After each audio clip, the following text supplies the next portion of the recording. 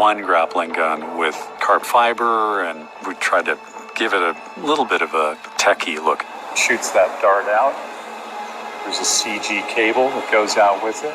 Zach was like, I think that should be wood. He sort of thought, I really like to add some more organic materials. These are some of the weapons that we've used throughout the movie. This is his grenade launcher. He uses this during the mech suit fight. We fabricated this. It's supposed to be a carbon fiber canister. This is Batman's long-range rifle that shoots a tracking device. This is the Batarang of choice for the movie. We wanted some earlier generation, so we decided to make this as well, just to show that there's a transition. He has evolved in terms of his technology. Zach, he wanted our Batman to be a brutish kind of a brawler. Batman, when he's fighting, he's in charge. The odds may be against him. He'd be maybe fighting 5, 6, 7, 8 guys at one time, but he's in charge. He doesn't cower to anyone. And although being very strong and very physically fit, he can take you down in a number of ways. And he's very technical. And, you see this guy's moves and you see what he can do. His power wasn't through the armor and the technical details of the suit, but just the brute strength of the man inside the suit.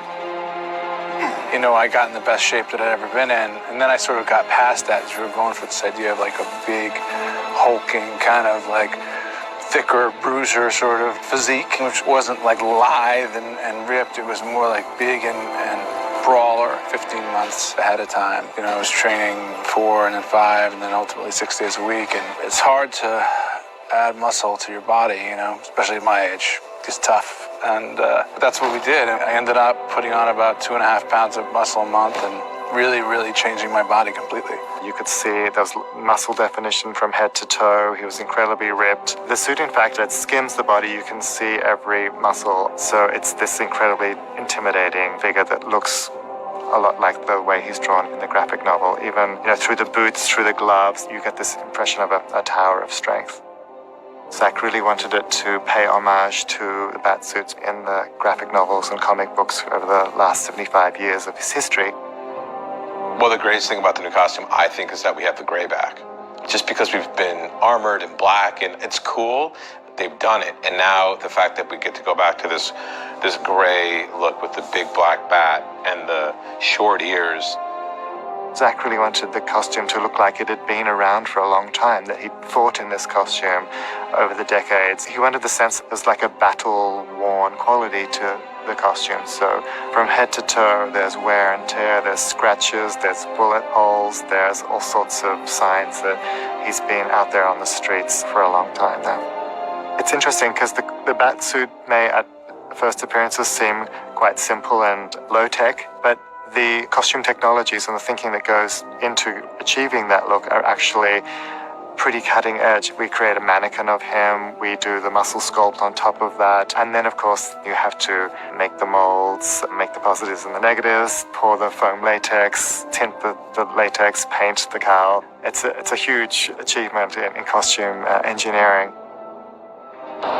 The mech suit doesn't really make him stronger necessarily. We don't really show that, but it does is more armor in case Superman hits him.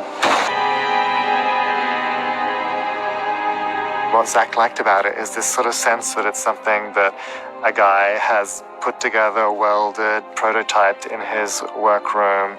It's kind of unfinished and raw and oversized and a little kind of brutish. And that kind of worked for our idea of him having to really put everything into this suit in order to prepare to face Superman and feel like he had some chance against this incredible superhero. Henry will come in and he'll do that, and then it's an over where he goes. Okay. Let me tell you, when you're in the rain, up on a rooftop, shooting IMAX, it's not the most practical thing, but we made a determination that we wanted to use the real mech suit. It definitely grounds the fight in reality, and the way that Henry reacts to Ben when he's in that suit, I think is different than if it was just a mocap suit. You know, of course there are scenes because some of the fighting is extremely difficult and you can't move in that suit that much, where we did use the motion capture suit, but we tried whenever possible to go with the real thing.